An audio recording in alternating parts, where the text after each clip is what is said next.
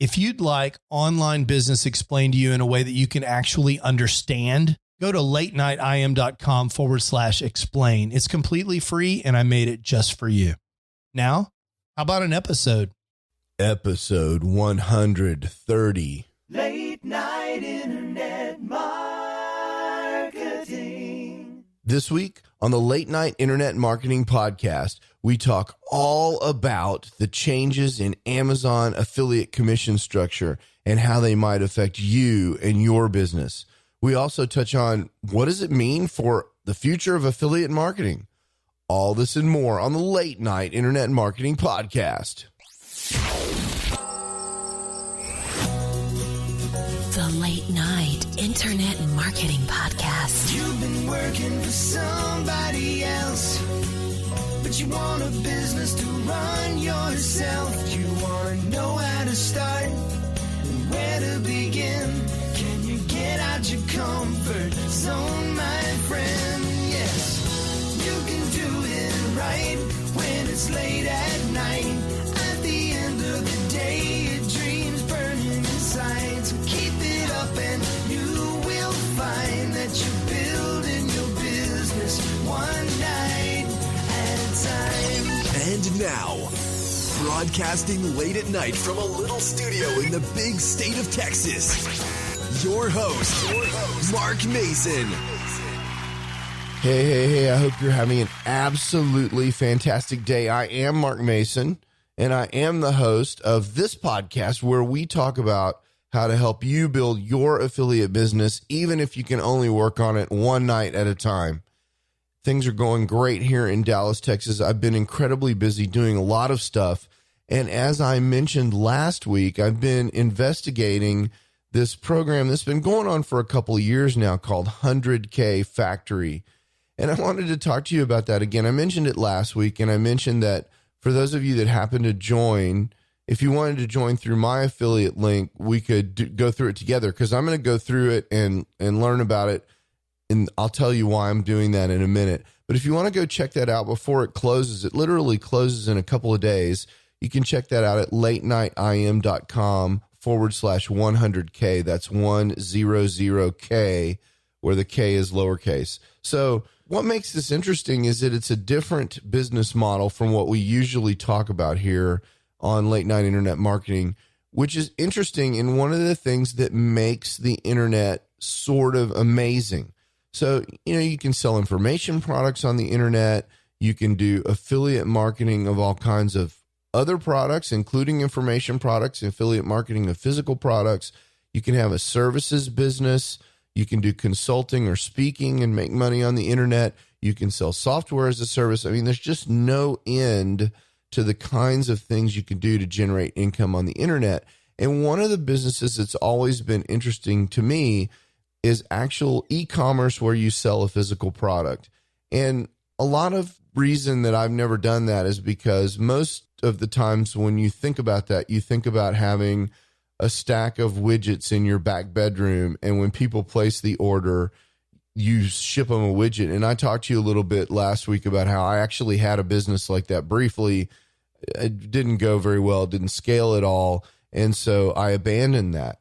One of the things about 100K Factory that make it interesting are that you don't touch the products. And I thought I'd describe the business model to you in a little more detail, not because I want you to go buy the program. By the time you're listening to this, 100K Factory is probably closed for the last time ever. But I think the business model is fascinating. So there's this concept out in the world called drop shipping. And this happens to you if you're a consumer buying online all the time. You order something from somewhere, and the person that you order it from doesn't actually have the product. The product is at the original manufacturer or in some wholesaler's warehouse somewhere in the world. And when you buy the product from the retailer that you bought it from, that retailer takes your money, keeps the portion of your money that is going to end up being the profit, and takes some of the money that you gave them and sends it to a drop shipper who drop ships the product directly to you. And in this scenario, the retailer, the guy you gave the money to, never actually touched the product, Now, this is a very interesting business model because there are huge numbers of these drop shippers in China that are available to send these little cheap impulse buy products overseas to the United States or whatever market that you're targeting at very low cost. So let's take an example. Let's say that you are selling, I went to Texas A&M University. You guys know that. So let's say that you're selling a Texas A&M drink coaster. Now, this is a little bit of a tricky example because in actuality, something like a Texas A&M drink coaster would have to be licensed because it would use the Texas A&M logo. So it's not a likely candidate for this, but let's just set that aside anyway. And let's say that you're selling a Texas A&M University gadget of some kind, and you found a source for Texas A&M University gadgets, say a drink coaster for $5 a piece online that will drop ship to your customers. Well, you can advertise Texas A&M University drink coasters on your website for $15. And when you get an order and you take the customer's money, then you can take $5 of that $15 and send that $5 to your drop shipper and say, hey, drop shipper, please send a coaster to my customer, and that transaction is completed. Now, this is a very interesting business model because in 100K Factory, the way that they teach you to get the traffic is from Facebook. And that's one of the things that I'm very interested in is learning more about Facebook advertising. And one of the reasons I've decided to follow along with this course, because I'm an organic search guy. We talk a lot about search engine optimization. And I've done some Facebook advertising and I've done some Google AdWords advertising. And what I usually joke is I am an expert at paid advertising. If you want to know how to spend $1 to make 90 cents, I'm your guy.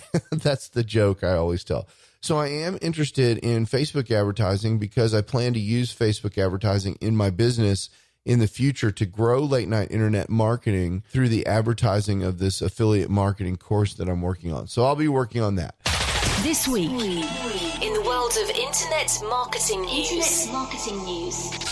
Okay, we're a few weeks late mentioning this, but I wanted to talk to you a little bit about changes in the Amazon commission structure. You know, in the past, Amazon's commission structure has been, one of the criticisms of Amazon and their commission structure has been that you can't make as much money with the Amazon commission structure as you can selling information products or something like that, where you get a commission of maybe sometimes as much as 50%. And that's, that can be absolutely true. The tricky thing about Amazon is, the cool thing about Amazon is, once you send traffic to Amazon and they're cookied with your affiliate link, you get a commission for anything that affiliate buys within 24 hours. So if you send traffic over to Amazon for a book and they end up buying a refrigerator within 24 hours, instead of just getting the commission for the book, or not even just getting the commission, even if you don't get the commission for the book, if they buy a refrigerator while they're cookied with your affiliate link, you get the commission for the refrigerator. So that's pretty cool. And the other reason that we recommend Amazon for starting out affiliate marketers is because it's super easy to get started. There's one place to apply, and there's every product under the sun available there in Amazon that you could possibly want to sell. There's also collateral available. They have affiliate resources and ads and so forth that you can use to be a successful Amazon affiliate. Well, in the past, they had offered a tiered commission structure that depended on what you sold. In the most part, it just simply depended on the number of items that you sold, and the percentage of commission, with a few exceptions, depended on how many items that you sold, and the more items that you sold, the more money that you made. Now they've gone to what they call the fixed standard program fee rate. So their commissions don't change depending on how much you sell. And they've removed what they used to call the variable standard program fee rate, which means if you sell 3,000 things, your commission doesn't change compared to if you'd sold just a few things. And so for Amazon super affiliates, like thewirecutter.com, this is probably a huge blow because in many cases they have removed the high commission rates that you get if you're selling thousands and thousands of items a month on Amazon, and they've reduced the commission rates for certain technology items particularly. So if you're selling video games or video game consoles now, your commission is 1%. So take, for example, Wirecutter. If you're not familiar with that site, it's probably the most profitable affiliate website on the internet. Wirecutter is a very, very famous affiliate website that's come along in the last several years that reviews products, mostly technology products, and tells you which ones are the best ones to buy. And they certainly are recommending things like game consoles and PCs and other kinds of electronics, televisions, where the commissions have been cut down to just a few percent. So where they were making maybe as much as 8% on televisions, for example, they're now going to be making 2%. And I'm sure that's cost them a small fortune. That would be my guess. And so that's unfortunate. On the other hand, there are other categories like luxury beauty and furniture and home improvement where now the fixed commission is 8%. It doesn't matter whether you sell 1 or 2 or 3 items or a billion, your commission is going to be 8% on everything that you sell. So for the beginning Amazon affiliate that is in these areas, this is really good news. It means that when you're first starting out and you're only selling a few items a week or a few items a month, you just got an instant raise if you're in these categories. And I'll place the table of commission rates in the show notes for this episode at latenightim.com/130 so that you can see the new commission rates. So a couple of questions that have come out of this. One is, do I still recommend Amazon as a place to start if you're an affiliate marketer? Yes, I do. Absolutely. Amazon is still the easiest place to start. It's a great way to learn affiliate marketing. I now would probably recommend that you stay away from things that have incredibly low commissions. But I've always recommended that. We've always said that you should promote things that are high in price, that give you a decent commission. I think what that means is that some niches that you might have been interested in and considered before, if you're going to use Amazon, they're no longer economically, commercially viable. There's always been niches that aren't commercially viable. Basket weaving is probably not a commercially viable niche. Worm farm equipment is probably not an economically viable niche. And now I would say, particularly if you're using Amazon, a site that reviews televisions is probably not a commercially viable niche. So I think, that hasn't changed the fact that Amazon is still great. And in fact, for some niches, it's actually a better choice now than it was before. So I encourage you, if you're considering affiliate marketing, to continue to look at Amazon as a place to start for your affiliate marketing. Second question here is, well, why did Amazon do this? Why in the world would they want to change this commission structure in this way and anger affiliates? By the way, for affiliates that were in this tier, this more than 3,100 products a month tier that were taking it on the chin, my understanding is that Amazon phoned those people directly, which is kind of interesting. So why do that? And the answer is always. The answer is always because this will help Amazon make more money. There's just no question about it. So don't be confused. Amazon's job is to make money. Amazon is not in the business of creating great affiliate programs. They're in the business of making money. And so that's the reason that they're doing this. And so the obvious next question will be, well, how will this help them make money? And what I would imagine is it does two things for them, probably. On things like televisions, I imagine since that's a commodity business, the margins are already super low. And the difference because of the competition with Best Buy and other places where people can actually go see a TV and buy it, the competition between Best Buy and Amazon or other places online is super fierce. And so it's probably just a fact that their margins on televisions and other things where they cut the affiliate commission is already super low to begin with, and they can't afford to lose money on these items. They're expensive. TVs are expensive to ship. So if most of the people that are getting TVs shipped are probably getting them shipped with Amazon Prime. So they're probably losing money all over the place with commodity large items with low margins like televisions. And so they need to cut the affiliate commission to compensate for that. That totally makes sense to me.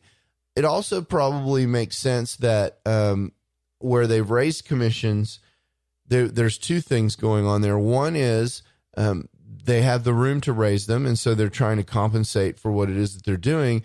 And two, it may be true that they're trying to drive behavior. If those are the highest margin items that they have, and they want a high margin business, which is something, if you're in accounting, one of the things that you worry about is the profit margin of your business and your operating fall through and things that like that impact cash flow. You want to sell as many high margin products as possible. That's part of the efficiency of your business when you look at the P&L. And so I would imagine that they've prioritized these items that make their business look better on paper. Why do that? Well, it makes the share price go up. That makes shareholders happy. When you throw off more cash, you can pay more dividends on your stock. There's lots of reasons that you want to run a high margin business. If I've got a choice between a business that spends $1 to make $1.10 and a business that spends $1 to make $1.50, I'm going to want to invest in the business that can make $1.50 with $1 because that's a more efficient business and eventually is going to pay more dividends in the stock in most cases. And there's lots of complicated details around this, and I'm not giving you stock advice, but I am telling you that one of the reasons that you set a commission structure that's this complex is because you're trying to drive behavior. Otherwise, you just set a commission structure at what you could afford, one size fits all, and you don't worry about it. You just say, look, our commissions are going down to 4% and be done with it. But no, in this case, they've split out these categories, and I guarantee you it's because they're trying to drive particular behaviors that will make their business operate in the way that they would like it to operate. So that's interesting. So I think, the other side effects and other questions that come up with this is, well, what if you've been hit by this? What do you do? And I think one of the things that you do is you go look and see if there are other affiliate programs that you can use in place of Amazon if you've been hit particularly hard. For example, if let's say you're in the TV situation and you were selling lots of TVs, what do? Well, the first thing you do is you go to other big box retailers and see what their commissions are on those same Samsung TVs or whatever it is that you were selling, and see if it's possible for you to get a better deal. You might find the places that you might check are Best Buy, Walmart, Target, those kind of places that have big box affiliate programs where that might be an option for you. Overstock.com, places like that. See if you can get back to your original commission levels.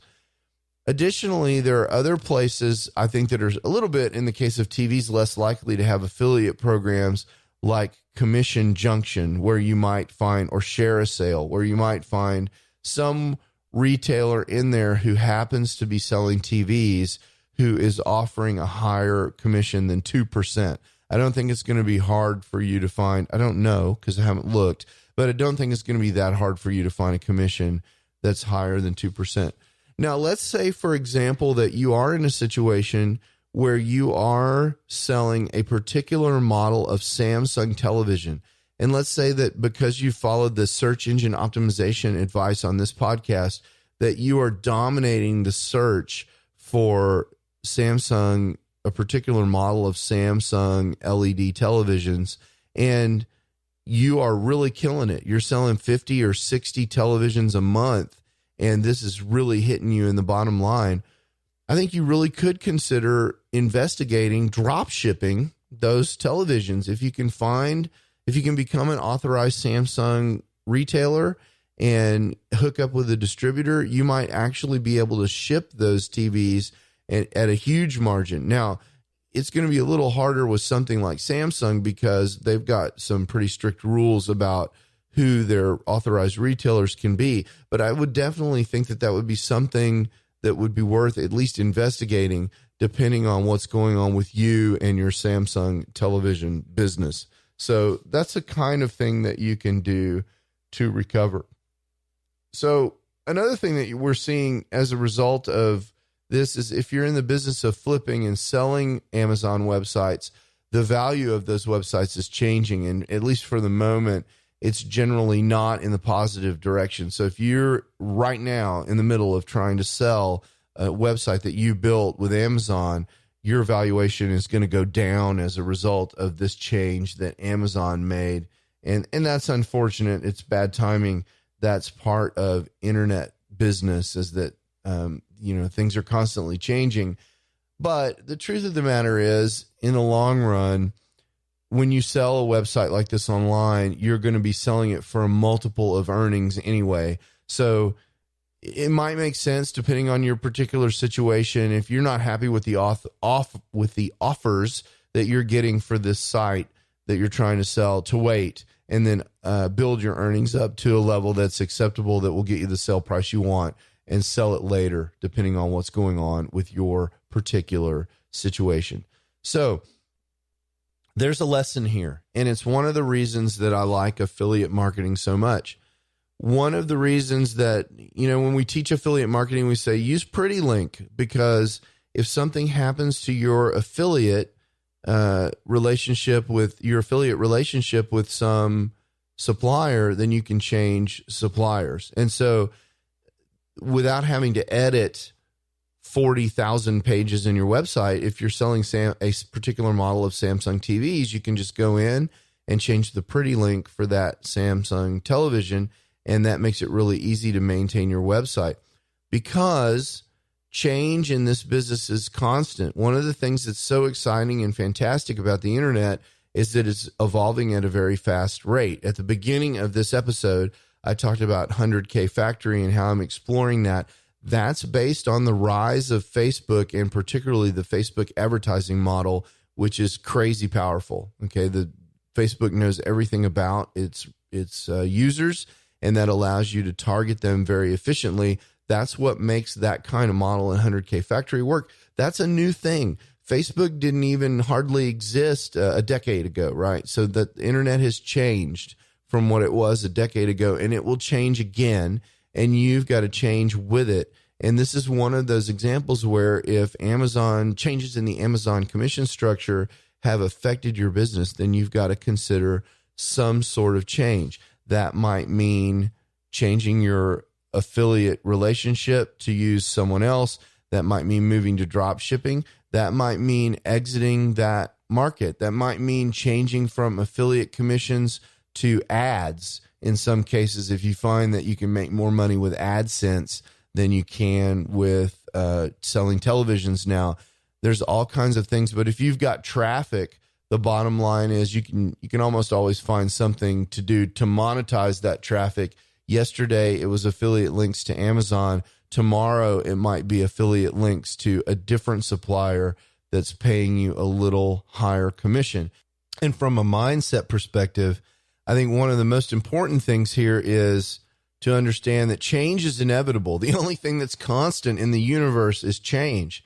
And so after you get over the shock of your income being impacted, the right thing to do is to understand what can you do to mitigate the impact to you, and what opportunities does this present. And I think in this case, maybe it presents you an opportunity to relook at your Samsung TV business and find a more efficient way to convert that traffic into sales, and look at it that way. It's those people, the people that are able to accept change and roll with it, that will be successful in the long run, not just in internet business, but in life in general, because these things are going to come at you. And I think it's okay. And yeah, sometimes it stings, but you've got to be one of those people that gets back up and gets after it and finds a solution and moves on to the next thing if you want to be successful on the internet. One more thing before I get out of here, I did want to mention to you that Ray Edwards is killing it over at his launch for Copywriting Academy. If you are in the market for learning how to be a better copywriter, this is the course for you. It is the best course on the internet. I've been through it. Ray's amazing. You know all that. But forget about all that. Forget about spending money. You got to go over there and check out the free training that he's offering in the lead up to this launch, because Ray is one of those guys who feels like he should be doing the right thing all the time. Funny thing. I try to surround myself with people who feel like they should do the right thing. And with Ray, one of the things that he feels like is the right thing to do is to deliver massive value, even during launches. So yes, he wants to sell copies of Copywriting Academy. Yes, he will sell maybe millions of dollars worth of Copywriting Academy. I don't know.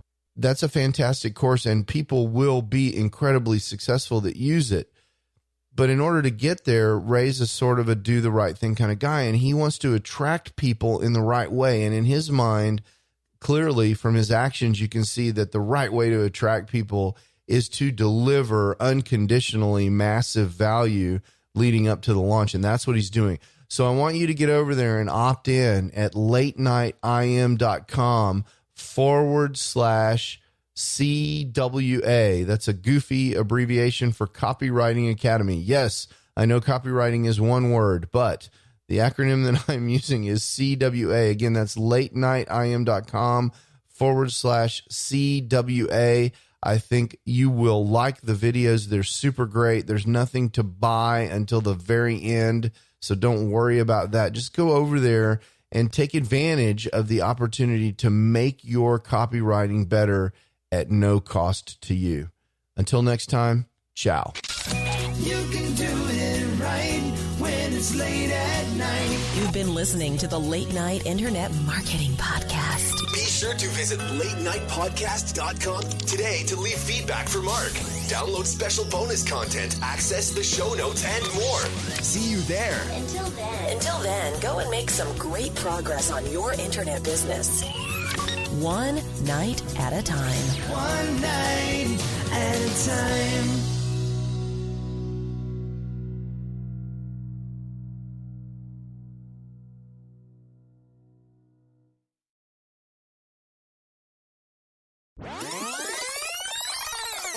Okay. I'm very excited because I am taking my children down to San Antonio for spring break, and we are taking them, the younger children, to the Alamo. The big kids have been there before.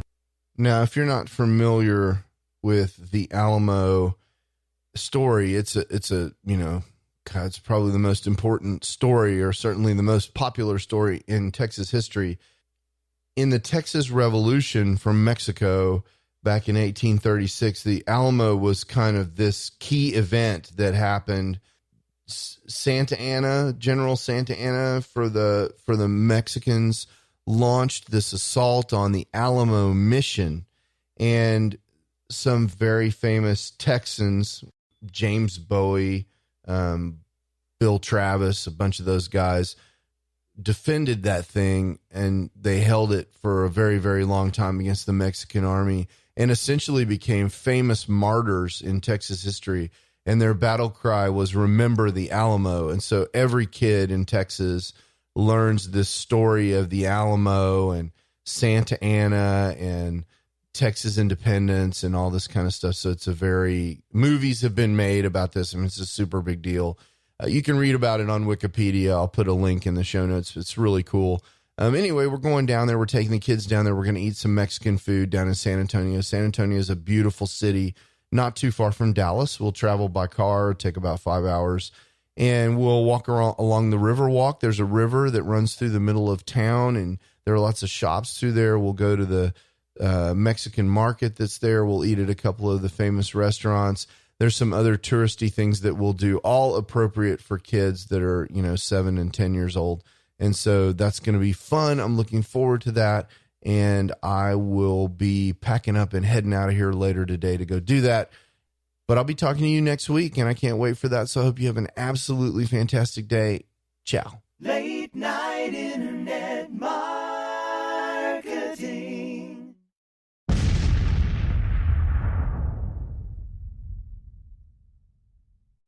Hey, it's Mark again. I wanted to tell you one more time about this absolutely free resource that I have for helping people who are trying to get the big picture for internet marketing, actually get started and understand what all their choices are. If that's not you, there's no more content. You can skip to the end. But if you're someone who came to this podcast because you're searching for how to get started online and you just can't cut through all the noise, I get it. That was me in 2007 when I was trying to get started. There were so many people throwing offers at me that I really couldn't even understand what all the different business models were. I couldn't understand how money moved around on the internet. And I couldn't really get a grip on what direction I wanted to go in so I could figure out how to move forward. I've created a free video resource for you just for that purpose at latenightim.com/explain. In several short videos, I just explained to you what internet marketing is all about and what online business is all about and the different options that you have for starting an online business. There's nothing to buy there. You just sign up for access and you get the videos just like that. So if that's interesting to you, or if you know someone who's in a same situation, send them that link, latenightim.com/explain.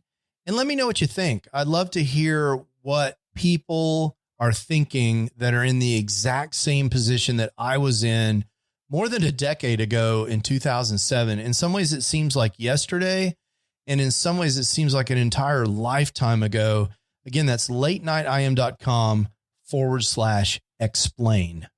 Late night internet marketing.